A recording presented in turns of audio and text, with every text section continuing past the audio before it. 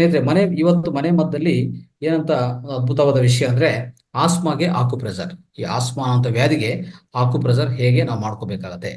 So ಯಾವಾಗ್ಲೂ ಸ್ನೇಹಿತರೆ ಅರ್ಥ ಮಾಡ್ಕೋಬೇಕು. ಆಸ್ಮಾಕ್ಕಿಂತ ಸ್ವಲ್ಪ ಅದಕ್ಕಿಂತ ಮುಂಚೆ ಮುನ್ನಡಿವಾಗಿ ಸ್ವಲ್ಪ ವಿಷಯಗಳು ತಿಳ್ಕೊಳ್ಳೋಣ. ಏನಂತಂದ್ರೆ, ನಾವು ಹುಟ್ಟಿದ ಮೇಲೆ, ಜನ್ಮ ತಗೊಂಡಿದ್ದ ತಕ್ಷಣವೇ, ಅಂದ್ರೆ ಮಾತೃ ಗರ್ಭದಿಂದ ಆಚೆ ಕಡೆ ಬರ್ತಾ ಇದೀವಿ ಅಂದ್ರೆ ತಕ್ಷಣವೇ ಕೆಲಸ ಮಾಡುವಂತ ಅವಯವ ಯಾವ್ದಪ್ಪ ಅಂದ್ರೆ ಈ ಲಂಗ್ಸ್, ಶ್ವಾಸಕೋಶಗಳು.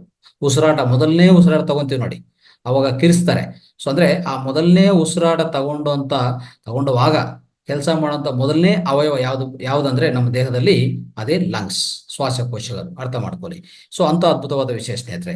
ಅಂದ್ರೆ ಈ ಲಂಗ್ಸ್ ಏನ್ ಮಾಡತ್ತಂದ್ರೆ ಖಂಡಿತವಾಗಿ ನಮ್ಮ ದೇಹಕ್ಕೆ ಬೇಕಾಗಿರುವಂತ ಒಳ್ಳೆ ಆಕ್ಸಿಜನ್, ಫ್ರೆಶ್ ಆಮ್ಲಜನಕ ಅನ್ನೋದು, ತಾಜಾ ಆಮ್ಲಜನಕವನ್ನು ಏನ್ ಮಾಡ್ತಾ ಇರ್ತದೆ, ಅದು ನಮ್ಮ ದೇಹಕ್ಕೆ ತಲುಪಿಸ್ತಾ ಇರ್ತದೆ. ಆಮೇಲೆ ನಮ್ಮ ದೇಹದಲ್ಲಿ ಉತ್ಪನ್ನ ಆಗಿರುವಂತ ಇಂಗಾಲ, ಕಾರ್ಬನ್ ಡೈಆಕ್ಸೈಡ್ ಇದೆ ನೋಡಿ, ಅದು ಆಚೆಗಡೆ ತಲುಪಿಸ್ತಾ ಇರ್ತದೆ. ಇದೇ ಅದು ಕೆಲಸ ಮಾಡೋದು. ಅರ್ಥ ಮಾಡ್ಕೊಳ್ಳಿ. ಆದ್ರೆ ಯಾವುದೇ ರೀತಿಯಲ್ಲಿ ಭಾವನಾತ್ಮಕ ಒತ್ತಡ ಹೆಚ್ಚಾಗಿದೆ ಅಂತ ಇಟ್ಕೊಳ್ಳಿ, ಶ್ವಾಸಕೋಶಗಳ ಮೇಲೆ ಪರಿಣಾಮ ಆಗುತ್ತೆ. ನೋಡ್ಕೊಳ್ಳಿ, ಎಮೋಷನಲ್ ಸ್ಟ್ರೆಸ್ ಅಂತ ಹೇಳ್ತಾ ಇದ್ವಿ ನಾವು. ಈ ಎಮೋಷನಲ್ ಸ್ಟ್ರೆಸ್ ಯಾವಾಗ ಹೆಚ್ಚಾಗ್ತದೆ, ಹೆಚ್ಚು ಬೀರುತ್ತೋ ಖಂಡಿತವಾಗಿ ನಿಮಗೆ ಆಸ್ಮಾ ಅನ್ನೋದು ಬಂದೇ ಬರ್ತದೆ ಸ್ನೇಹಿತರೆ. ಅದಕ್ಕೆ ನಾವು ಯಾವಾಗಲೂ ನಮ್ಮ ಎಮೋಷನಲ್ ಸ್ಟ್ರೆಸ್ ಅಂದ್ರೆ ಭಾವನಾತ್ಮಕ ಉದ್ರೇಕಗಳಿದೆ ನೋಡಿ, ಅದು ಕಡಿಮೆ ಇಟ್ಕೋಬೇಕು. ಯಾವಾಗಲೂ ಹೆಚ್ಚು ಮಾಡ್ಕೊಂತ ಇರಬಾರ್ದು. ಯಾವಾಗ ಹೆಚ್ಚು ಮಾಡ್ಕೊಂತ ಹೋಗ್ತಿರೋ ಏನಾಗುತ್ತೆ, ಅದು ಹಾಗೆ ಸಪ್ರೆಸ್ ಆಗಿ ಏನಾಗುತ್ತೆ, ಖಂಡಿತವಾಗಿ ನಮ್ಗೆ ಉಂಟಾಗುವಂತ ವ್ಯಾಧಿ ಮೊದಲನೇ ಈ ವ್ಯಾಧಿ ಏನಪ್ಪಾ ಅಂದ್ರೆ ಆಸ್ತಮಾ ಸ್ನೇಹಿತರೆ. ಅದಕ್ಕೋಸ್ಕರ ಅಂದ್ರೆ ಏನಾಗುತ್ತೆ, ನಾವು ಎಮೋಷನಲ್ ಸ್ಟ್ರೆಸ್ ತಗೊಂಡೋವಾಗ ಅಂದ್ರೆ ಖಂಡಿತವಾಗಿ ಈ ಶ್ವಾಸಕೋಶಗಳ ಶಕ್ತಿ ವಿಹೀನ ಆಗುತ್ತೆ. ನಾವು ಯಾವಾಗ ಎಮೋಷನಲ್ ಸ್ಟ್ರೆಸ್ ಹೆಚ್ಚು ತಗೋತೀವೋ ಈ ಶ್ವಾಸಕೋಶಗಳ ಲಂಗ್ಸ್ ಸಾಮರ್ಥ್ಯ ಕಡಿಮೆ ಆಗ್ತದೆ. ಆವಾಗ ಉಂಟಾಗುವಂತ ವ್ಯಾಧಿ ಆಸ್ತಮಾ. ಅದಕ್ಕೆ ಏನಾಗತ್ತೆ ಈ ಸಮಯದಲ್ಲಿ ಅಂತಂದ್ರೆ ಖಂಡಿತವಾಗಿ ನೋಡಿ, ಈ ಶ್ವಾಸಕೋಶಗಳಿದೆಯಲ್ಲ, ಸೊ ಒಳಗಡೆ ಹೋಗೋದು ಹೊರಗಡೆ ಬರುವಂತ ಈ ಗಾಳಿ, ಈ ಆಕ್ಸಿಜನ್ ಇದೆಯಲ್ಲ, ಏನಾಗ್ತದೆ ಅಲ್ಲಿ ವಿಂಡ್ ಪೈಪ್ಸ್ ಅಂತ ಇರುತ್ತೆ. ಅಂದ್ರೆ ಈ ಶ್ವಾಸನಾಳಗಳಿರುತ್ತೆ ನೋಡಿ, ಆ ಶ್ವಾಸನಾಳಗಳಿದೆಯಲ್ಲ ಅವೇನಾಗತ್ತೆ, ಸ್ವಲ್ಪ ನ್ಯಾರೋ ಆಗತ್ತೆ, ಅಂದ್ರೆ ಸಣ್ಣದಾಗತ್ತೆ. ಸೊ ಹೇಳ್ಬೇಕಂದ್ರೆ ಸರಿಯಾದ ಪ್ರಮಾಣದಲ್ಲಿ ಇರ್ಬೇಕು. ಸರಿಯಾದ ಪ್ರಮಾಣದಲ್ಲಿ ಇದ್ರೆ ಪರವಾಗಿಲ್ಲ. ಸರಿಯಾದ ಪ್ರಮಾಣದಲ್ಲ ಅದು ಸ್ವಲ್ಪ ಸಂಕೋಚ ಆಗತ್ತೆ, ಅಂದ್ರೆ ವ್ಯಾಕೋಚದಿಂದ ಸಂಕೋಚ ಆಗುವಾಗ ಸಣ್ಣದಾಗತ್ತೆ, ನ್ಯಾರೋ ಆಗತ್ತೆ. ನ್ಯಾರೋ ಆಗುವಾಗ ಏನಾಗುತ್ತೆ, ಅವಾಗ ಈ ಗಾಳಿ ಹೋಗೋದು ಬರೋದಕ್ಕೂ ಕಷ್ಟ ಆಗತ್ತೆ. ಆ ಕಷ್ಟ ಆಗುವಾಗನೇ ನಮ್ಗೆ ಆಸ್ಮಾ ಅಂತ ನಾವು ಅದನ್ನು ಅನುಭವಿಸ್ತಾ ಇರ್ತೀವಿ ಸ್ನೇಹಿತರೆ.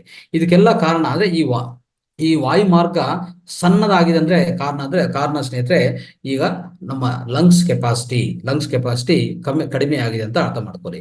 ಸೊ ಅದಕ್ಕೋಸ್ಕರನೇ ಖಂಡಿತವಾಗಿ ನಾವೇನ್ ಮಾಡ್ಬೇಕು, ಈ ಭಾವನಾತ್ಮಕ ಒತ್ತಡ ಹೆಚ್ಚು ತಗೋಬಾರದು. ಖಂಡಿತವಾಗಿ ತಗೊಂಡಿದ್ರೆ ಈ ಭಾವನಾತ್ಮಕ ಒತ್ತಡದಿಂದ ಈ ಆಸ್ಮಾ ಬರುವಂತ ಅವಕಾಶ ಹೆಚ್ಚಾಗಿರುತ್ತೆ. ಸೊ ಇದಕ್ಕಾಗಿ ಈ ಶ್ವಾಸಕೋಶ ಆಮ್ಲಜನಕ ಸರಿಯಾಗಿ ಒಳಗಡೆ ಹೋಗಲ್ಲ, ಸರಿಯಾಗಿ ಆಚೆ ಕಡೆ ಬರಲ್ಲ.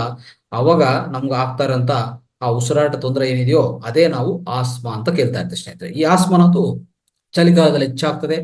ಹೇಳ್ಬೇಕಂದ್ರೆ ಯಾವುದೇ ಸ್ವಲ್ಪ ನೋಡಿ, ಈ ಆಸ್ಮಾ ಇರುವಂತ ವ್ಯಕ್ತಿಗಳು ಯಾವುದೇ ಸ್ವಲ್ಪ ಪದಾರ್ಥಗಳು ತಿಂದ್ರೆ ಅವ್ರಿಗೆ ಅಲರ್ಜಿ ಆಗ್ಬಿಡ್ತದೆ, ತಕ್ಷಣ ಅಲರ್ಜಿ ಆಗತ್ತೆ. ಅಂದ್ರೆ ಅಂತ ವಿಷಯಗಳು ಅವ್ರಿಗೆ ಆಗ್ತಾ ಇರ್ತದೆ.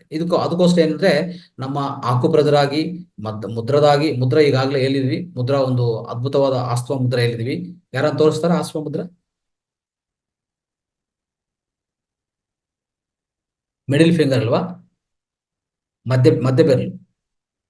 ಎಸ್, ಮಧ್ಯ ಬೆರಳು ಉಗುರು ಪ್ರಾಂತಕ್ಕೆ ಟಚ್ ಮಾಡ್ಬೇಕಷ್ಟೇ. Yes, very good. ಸೊ ಇದು ಆಸ್ಮಾ ಮುದ್ರಾ. ಓಕೆ, ಸೊ ಈ ಆಸ್ಮಾ ಮುದ್ರವನ್ನು ನಾವು ಅಳವಡಿಸ್ಕೊಂಡಿದ್ವಿ ಅಲ್ವಾ, ಅದನ್ನು ಅವಲಂಬಿಸ್ಕೊಂಡ್ರೆ ಖಂಡಿತವಾಗಿ ನಿಮ್ಗೆ ಒಳ್ಳೆ ಪರಿಹಾರ. ಆ ಜೊತೆಗೆ ಆಸ್ಮಾಗೆ ಮನೆಮದ್ದುಗಳನ್ನು ಇಂದಿನ ಕ್ಲಾಸಲ್ಲಿ ಹೇಳಿದ್ವಿ.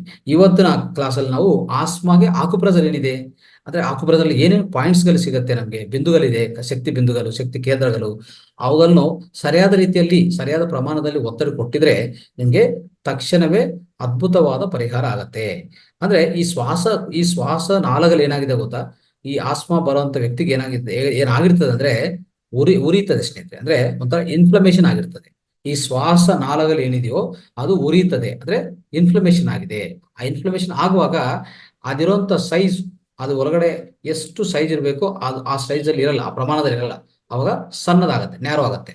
ನ್ಯಾರೋ ಆದ ತಕ್ಷಣ ಈ ಹೊರಗಡೆ ಬರುವಂತ ಈ ಗಾಳಿ ಏನಿದೆಯೋ ಅದಕ್ಕೂ ಉಂಟಾಗತ್ತೆ. ಅವಾಗ ಆಸ್ಮಾ ಅನ್ನೋದು ಸ್ಟಾರ್ಟ್ ಆಗುತ್ತೆ ಸ್ನೇಹಿತರೆ. ಇದು ಪ್ರಧಾನವಾಗಿ ನಾವು ತಿಳ್ಕೊಬೇಕಾಗಿರಂತ ಸ್ವಲ್ಪ ಅಂದ್ರೆ ಅದ್ರ ಬಗ್ಗೆ ಅರ್ಥ ಮಾಡ್ಕೋಬೇಕಂತ ವಿಷಯ.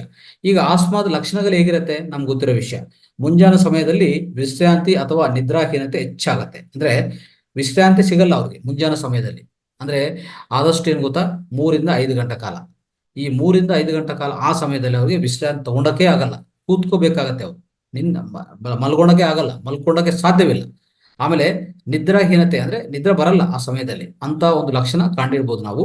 ಅದೇ ತರ ಇನ್ನೊಂದು ಏನಾಗುತ್ತೆ ಅಂದ್ರೆ ಎದೆಯಲ್ಲಿ ಎದೆಯಲ್ಲಿ ಒಂಥರ ಬಿಗಿತ, ಹೆಚ್ಚಾಗಿ ಬಿಗಿತ, ಹೇಳ್ಬೇಕಂದ್ರೆ ಹೆಚ್ಚಿರುವಂತ ಬಿಗಿತ ಆಗುತ್ತೆ, ಟೈಟ್ ಆಗುತ್ತೆ ಎದೆಯೆಲ್ಲ. ಆಮೇಲೆ ಇನ್ನೊಂದು, ಈ ಸೌಮ್ಯದಿಂದ ಮಧ್ಯಮ ಉಸಿರಾಟದಿಂದ ತೊಂದರೆ, ಅಂದ್ರೆ ಹೇಳ್ಬೇಕಂದ್ರೆ ಉಸಿರಾಟ ತೊಂದರೆಗಳು ಹೆಚ್ಚಾಗಿ ಕಾಣಿಸ್ತಾ ಇರ್ತದೆ.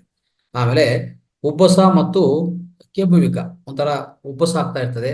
ಆಮೇಲೆ ಕೆಮ್ಮುವಿಕ ಹೆಚ್ಚಾಗತ್ತೆ, ಅಂದ್ರೆ ಈ ಒಂಥರ ಕೆಮ್ಮು ಬರ್ತಾನೆ ಇರ್ತದೆ ಅವ್ರಿಗೆ. ಈ ಆಸ್ಮಾ ಇರುವಂತ ಇವೆಲ್ಲ ಲಕ್ಷಣಗಳು ಸ್ನೇಹಿತರೆ. ಆಮೇಲೆ ಈ ಆಸ್ಮಾಕ್ಕೆ ಕಾರಣ ಈಗಾಗಲೇ ತಿಳ್ಕೊಂಡಿದ್ವಿ. ಏನಂತಂದ್ರೆ ಆಸ್ಮಾಕ್ಕೆ ಪ್ರಮುಖ ಕಾರಣ ಅಂದ್ರೆ ಶ್ವಾಸಕೋಶದ ಶಕ್ತಿ ಕಡಿತ ಆಗಿದೆ. ಮತ್ತು ಈ ಯಾವ್ದಿಂದ ಕಡಿತ ಆಗಿದೆ ಅಂದ್ರೆ, ಕಡಿತ ಆಗಕ್ಕೆ ಒಂದು ಪ್ರಧಾನ ಕಾರಣ ಭಾವನಾತ್ಮಕ ಭಾವನಾತ್ಮಕ ಉದ್ರೇಕಗಳು, ಒತ್ತಡಗಳು ಅಂತ ತಿಳ್ಕೊಂಡಿದ್ವಿ ಸ್ನೇಹಿತರೆ.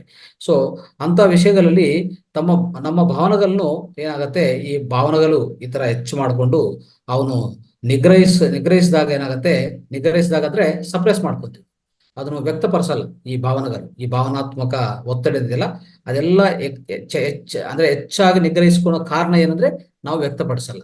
ಅವಾಗ ಖಂಡಿತವಾಗಿ ಬರುತ್ತದೆ ಈ ಆಸ್ಮಾ. ಇದು ಒಂದು ಪ್ರಧಾನ ಕಾರಣ ಅಂತ ದಯವಿಟ್ಟು ಅರ್ಥ ಮಾಡ್ಕೊಳ್ಳಿ. ಈಗ ಚಿಕಿತ್ಸೆ ನೋಡ್ಕೊಳ್ಳೋಣ. ಈ ಚಿಕಿತ್ಸೆ ಏನೇನು ಚಿಕಿತ್ಸೆ ಇದೆ, ಆಕ್ಯುಪ್ರೆಷರ್ ಪ್ರಧಾನವಾಗಿ ಇವತ್ತಿನ ಕಾರ್ಯಕ್ರಮದಲ್ಲಿ ಆಕ್ಯುಪ್ರೆಷರ್ ಬಗ್ಗೆ ತಿಳ್ಕೊಳ್ಳೋಣ. ಇದರಲ್ಲಿ ನಿಮ್ಗೆ ನಾನು ಒಂದು ಚಿತ್ರ ತೋರಿಸ್ತೀನಿ. ಆ ಚಿತ್ರ ಪ್ರಕಾರ ನೀವು ಅದನ್ನೊಂದು ನೋಡ್ಕೊಂಡಿದ್ರೆ ಆ ಟ್ರೀಟ್ಮೆಂಟ್ ಹೇಗೆ ಮಾಡ್ಕೊಳ್ಳೋದು ಅಂತ ನಿಮ್ಗೆ ಅರ್ಥ ಆಗತ್ತೆ ಖಂಡಿತವಾಗಿ. ಇದೇನಾಗತ್ತೆ ಅಂದ್ರೆ, ಇದರಲ್ಲಿ ಬಿಂದುಗಳಿದೆ. ಇದರಲ್ಲಿ ಚಿತ್ರ 1ರಲ್ಲಿ ಇರುವಂತ ಬಿಂದುಗಳು, ಆ ಬಿಂದುಗಳು ಸರಿಯಾದ ರೀತಿಯಲ್ಲಿ ನಾವು ಪ್ರೆಸ್ ಮಾಡ್ಬೇಕಾಗತ್ತೆ. ಮೊದಲನೇ ಬಿಂದುಗಳು ನೋಡಿದ್ರೆ ಸ್ನೇಹಿತರೆ, ಮೂಗಿನ ಬಿಂದುಗಳು ಎಲ್ಲಿರುತ್ತೆ, ಚಿತ್ರ ಆಮೇಲೆ ತೋರಿಸ್ತೀನಿ, PDF ಅಲ್ಲಿ ಬರುತ್ತೆ, ಆಮೇಲೆ ನೋಡ್ಕೊಳ್ಳಿ. ನೋಡಿ, ಈ ತುದಿಗಳು, ಒಂದೇ ನಿಮಿಷ ನೋಡಿ, ಈ 2 ಬೆರಳು, ಮಧ್ಯ ಬೆರಳು ಅಂದ್ರೆ ಈಗ ಪಾಯಿಂಟ್ಗಳು ಹೇಳ್ತಾ ಇದ್ದೀನಿ, ಬಿಂದುಗಳು ಹೇಳ್ತಾ ಇದ್ದೀನಿ. ಯಾವ ನೀವು ಸಕ್ಕರೆಗೊಳಿಸ್ಕೊಂಡಿದ್ರೆ ಆಸ್ಮಾದಿಂದ ಗುಣಪಡಿಸ್ಕೋಬಹುದು. ಈ ತುದಿಗಳು, ಈ 2 ನಾಜಲ್ ಪಾಯಿಂಟ್ಸ್ ಅಂತ ಇರ್ತೀವಿ, ಮೂಗಿನ ಪಾಯಿಂಟ್ಸ್. ಈ ಮೂಗಿನ ಪಾಯಿಂಟ್ಸು 2 ಇರ್ತದೆ ಇಲ್ಲಿ, ಈ 2 ಕೊನೆಗಳು. ಅದನ್ನು ಸರಿಯಾದ ರೀತಿಯಲ್ಲಿ ಪ್ರೆಸ್ ಮಾಡ್ಕೋಬೇಕಾಗತ್ತೆ. ಮತ್ತೆ ಶ್ವಾಸಕೋಶದ ಬಿಂದು ಇರುತ್ತೆ ಸ್ನೇಹಿತರೆ. ಶ್ವಾಸಕೋಶ ಬಿಂದು ಎಲ್ಲಿರ್ತದೆ ನೋಡಿ, ಲಂಗ್ಸ್ ಪಾಯಿಂಟ್ ಅಂತ ನಿಮಗೆ ಈಗಾಗಲೇ ಗೊತ್ತಿರ್ತದೆ. ಆದ್ರೆ ಈ ಮಧ್ಯ ಬೆರಳು ಕಿರು ಬೆರಳು ಇದೆಲ್ಲ, ಮಧ್ಯ ಬೆರಳು ಉಂಗುರ ಬೆರಳು ಇರುವಂತ ಪಾಯಿಂಟ್, ಇದು ಶ್ವಾಸಕೋಶದ ಪಾಯಿಂಟ್, ಲಂಗ್ಸ್ ಪಾಯಿಂಟ್ ಅಂತ ಇರ್ತದೆ. ಇದನ್ನು ಸಕ್ರಿಯಗೊಳಿಸ್ಕೋಬೇಕು ಚೆನ್ನಾಗಿ. ಒಂದು 10ರಿಂದ 20 ಸರಿ ನಾವು ಪ್ರೆಸ್ ಮಾಡ್ಬೇಕು ಇಲ್ಲಿ. ನಿಧಾನವಾಗಿ ಪ್ರೆಸ್ ಮಾಡೋದು, ರಿಲೀಸ್ ಮಾಡೋದು, ಆ ತರ 20 ಸರಿ ಮಾಡ್ಕೊಳ್ಳಿ. ಇದೊಂದು ಪಾಯಿಂಟ್, ಈ 2 ಆಯ್ತಾ. ಇದು 3ನೇ ಪಾಯಿಂಟ್. ಆಮೇಲೆ ಈ ದುರ್ಗರಸ ಗ್ರಂಥಿ ಪಾಯಿಂಟ್ ಅಂದ್ರೆ ಲಿಂಪ್ ಗ್ಲ್ಯಾಂಡ್, ಇಲ್ಲಿ 2 ಬೆರಳು ಆದ್ಮೇಲೆ ಸಿಗುವಂತ ಈ ಪಾಯಿಂಟ್ ದುರ್ಗಸ ಗ್ರಂಥಿ ಪಾಯಿಂಟ್, ಲಿಂಪ್ ಗ್ಲ್ಯಾಂಡ್. ಇದನ್ನು ಸರಿಯಾದ ರೀತಿಯಲ್ಲಿ ಪ್ರೆಸ್ ಮಾಡ್ಕೋಬೇಕಾಗತ್ತೆ. ಆಮೇಲೆ ಆಸ್ಮದ ಪಾಯಿಂಟ್ ಅಂದ್ರೆ, ಆಸ್ಮದ ಪಾಯಿಂಟ್ ಎಲ್ಲಿರ್ತದೆ ಅಂದ್ರೆ ನೋಡ್ಕೊಳ್ಳಿ, ಒಂದು ಆಸ್ಮದ ಪಾಯಿಂಟ್ ಒಂದಿರುತ್ತೆ, ಅದೇ ಆಸ್ಮಾ ಪಾಯಿಂಟ್ ಅಂತ ನಾವು ಹೇಳ್ತಾ ಇರ್ತೀವಿ. ಎಲ್ಲಿರ್ತದೆ, 2 ಕೈಯಲ್ಲಿ ಈ ಜಾಯಿಂಟ್ ಇದೆಲ್ಲ, ಜಾಯಿಂಟ್ ಮಧ್ಯದಲ್ಲಿ ಇರೋದು ಈ ಪಾಯಿಂಟ್. ಇದು ಸರಿಯಾದ ರೀತಿಯಲ್ಲಿ ಪ್ರೆಸ್ ಮಾಡಿ ರಿಲೀಸ್ ಮಾಡಬೇಕು. ಖಂಡಿತವಾಗಿ ಅದ್ಭುತ ಫಲಿತ ಸಿಗುತ್ತೆ ನಿಮಗೆ. ಇದೊಂದು ಪಾಯಿಂಟ್ ಅರ್ಥ ಮಾಡ್ಕೊಳ್ಳಿ, ಇದು ಆಸ್ಮಾ ಪಾಯಿಂಟ್ ಅಂತ ಹೇಳ್ತೀವಿ ಸ್ನೇಹಿತರೆ. ಇದರಲ್ಲಿ ತರೋದು.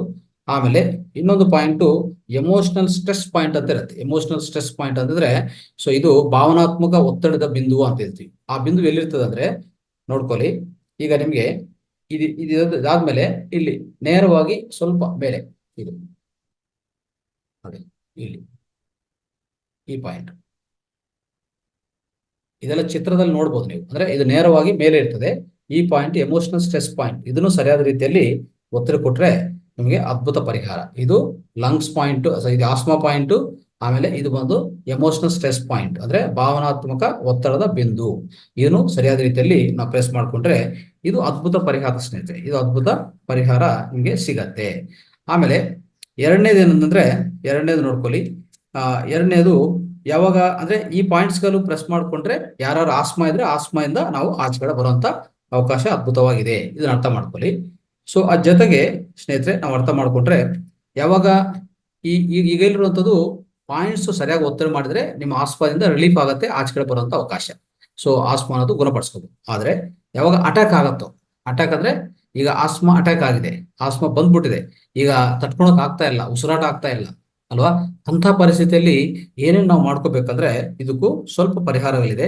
ಅದೇನಂತಂದ್ರೆ ನೋಡಿ, ಈ ಕಾಲರ್ ಬೋನ್ ಇದೆಲ್ಲ, ಈ ಕಾಲರ್ ಬೋನ್, ಈ ಕಾಲರ್ ಬೋನ್ ಇಲ್ಲಿ ಒಂದು 2 ಪಾಯಿಂಟ್, ಈ ಕಾಲರ್ ಬೋನ್ ಹತ್ರ 2 ಪಾಯಿಂಟ್ ಇಲ್ಲಿ ಇರ್ತದೆ. ಇದು ಬೋನ್, ಕಾಲರ್ ಬೋನ್ ಅಂದ್ರೆ ಇದು ಬೋನ್ ಇರ್ತದೆ, ಒಂದು ಒಂದು ಏನಿರ್ತದೆ, ಮೂಲೆ ಮೂಲೆ ಇರ್ತದೆ. ಈ ಮೂಲೆ ಕಾಲರ್ ಬೋನ್ ಅಂತ ಹೇಳ್ತೀವಿ.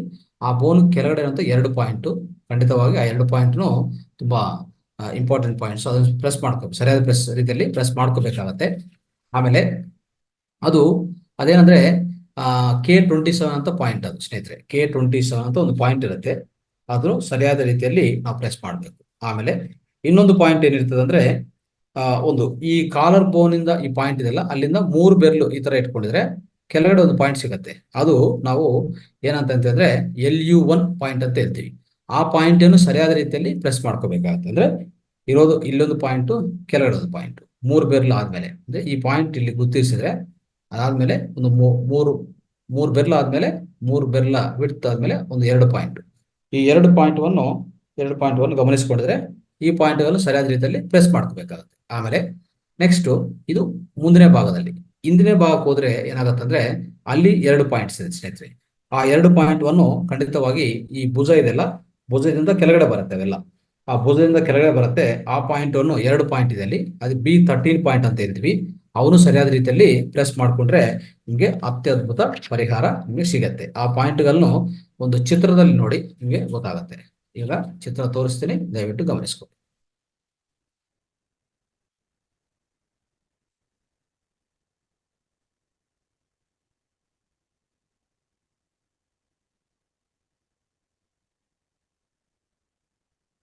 ರೈಟ್ ಸ್ನೇಹಿತರೆ, ಇಲ್ಲಿ ನೋಡ್ಕೊಳ್ಳಿ ಎಲ್ಲಾ ಪಾಯಿಂಟ್ಗಳು. ಚಿತ್ರ 1, ನಾವು ಚಿತ್ರ 2 ಬಗ್ಗೆ ಮಾತಾಡ್ತಾ ಇದೀವಿ. ಚಿತ್ರ 2ರಲ್ಲಿ ಈ ಕಾಲರ್ ಬೋನ್ ಈ ಪಕ್ಕದಲ್ಲಿರುವಂತ 2 ಪಾಯಿಂಟ್, ಇದು K27 ಅಂತ ಹೇಳ್ತೀವಿ.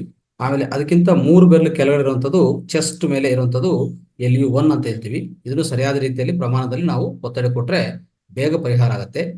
ಜೊತೆಗೆ ನೋಡ್ಕೊಳ್ಳಿ, ಚಿತ್ರ 3 ನೋಡ್ಕೊಳ್ಳಿ. ಇಲ್ಲಿ ಚಿತ್ರ 3ಅಲ್ಲಿ ನೋಡಿ, ಈ ಹಿಂಭಾಗ ಅಂದ್ರೆ ದೇಹದ ಹಿಂಭಾಗ ಬೆನ್ನು ಮೇಲೆ ಅಲ್ಲಿ ಇರುವಂತ B13 ಪಾಯಿಂಟ್, ಇವು ಪ್ರೆಸ್ ಮಾಡುವಾಗ ಏನಾಗುತ್ತೆ ಅಂದ್ರೆ ಯಾವಾಗ ಆಸ್ಮಾ ಅಟ್ಯಾಕ್ ಆಗಿದೆಯೋ, ಆಸ್ಮಾದಿಂದ ತುಂಬಾ ನೋವು ಅನುಭವಿಸ್ತಾ ಇದೀವಿ, ಉಸಿರಾಟನೇ ಆಗ್ತಾ ಇಲ್ಲ, ಈಗ ಏನ್ ಮಾಡೋದು ಅರ್ಥ ಆಗ್ತಾ ಇಲ್ಲ ಅಂತ ಸಮಯದಲ್ಲಿ ಇದು ನಿಮಗೆ ಅದ್ಭುತವಾದ ಕೆಲಸ ಮಾಡುತ್ತೆ ಸ್ನೇಹಿತರೆ. ಇದನ್ನು ಅರ್ಥ ಮಾಡ್ಕೊಳ್ಳಿ.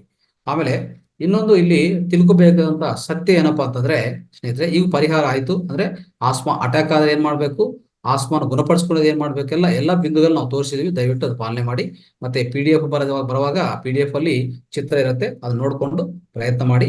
ಸೊ ಅದ್ರ ಬಗ್ಗೆ ಏನಾದ್ರು ಡೌಟ್ಸ್ ಇದ್ರೆ ಆಮೇಲೆ ನಾವು ಚರ್ಚೆ ಮಾಡ್ಬೋದು. ಆಮೇಲೆ ಈಗ ಇದರಲ್ಲಿ ಒಂದು ಸತ್ಯ ಇದೆ, ಆ ಸತ್ಯನ ತಿಳ್ಕೊಬೇಕಾಗುತ್ತೆ. ಏನಂತಂದ್ರೆ ಈ ಮುಂಜಾನ 3 ಗಂಟೆಯಿಂದ 5 ಗಂಟೆ ಸಮಯ ಈ ಆಸ್ಮಾ ಅನ್ನೋದು ಹೆಚ್ಚಾಗ್ತಾ ಇರ್ತದೆ. ಅದಕ್ಕೆ ಕಾರಣ ಏನ್ ಗೊತ್ತಾ, ಆ ಸಮಯದಲ್ಲೇ ಲಂಗ್ಸ್ ಕೆಲಸ ಮಾಡ್ತಾ ಇರ್ತದೆ. ಅಂದ್ರೆ ಈ ಉಸಿರಾಟ ಮಾಡೋದು ತೊಂದರೆಗಳಾಗೋದು ಆ ಸಮಯ. ಯಾಕಂದ್ರೆ ಈ ಲಂಗ್ಸ್ ಅಂದ್ರೆ ಶ್ವಾಸಕೋಶಗಳ ಸಮಯ, ಶ್ವಾಸಕೋಶಗಳು ಗರಿಷ್ಠ ಪರಿಣಾಮದಲ್ಲಿ ಕೆಲಸ ಮಾಡೋ ಸಮಯ ಅದು. ಆಕ್ಚುಲಿ ಹೇಳ್ಬೇಕಂದ್ರೆ ಅವಾಗ ಯಾವುದೇ ರೀತಿಯಲ್ಲಿ ಶಕ್ತಿ ಕಡಿಮೆ ಇದ್ರೆ ಖಂಡಿತವಾಗಿ ಆ ರೋಗಿಯಕ್ಕೆ ಆ ಬೆಳಗ್ಗೆ 3 ರಿಂದ 5 ಸಮಯ, ಆ 5 ಗಂಟೆ ಸಮಯದಲ್ಲಿ ಯಾವುದೇ ಉತ್ತಮ ನಿದ್ರೆ ಆಗಲ್ಲ. ಅವ ಆ ಸಮಯದಲ್ಲೇ ಈ ಆಸ್ಮಾ ದಾಳಿಗೆ ಸಂಭವೀಯ ಇದೆ. ಅಂದ್ರೆ ಆಸ್ಮಾ ದಾಳಿಗೆ ಸಂಭವನೀಯ ಸಮಯ ಯಾವ್ದಪ್ಪ ಅಂದ್ರೆ ಆಸ್ಮಾ ಅಟ್ಯಾಕ್ ಆಗೋ ಸಮಯ ಅದು. ಅರ್ಥ ಮಾಡ್ಕೊಳ್ಳಿ.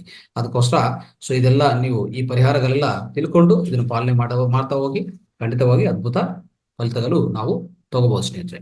ಸೊ ಇಷ್ಟು ಮಾಹಿತಿ ನಾವು ಮನೆ ಮದ್ದು ಭಾಗವಾಗಿ ಹೇಳಿದೀವಿ. ಎಲ್ಲರಿಗೂ ನಮಸ್ತೆ, ಎಲ್ಲರಿಗೂ ಧನ್ಯವಾದ.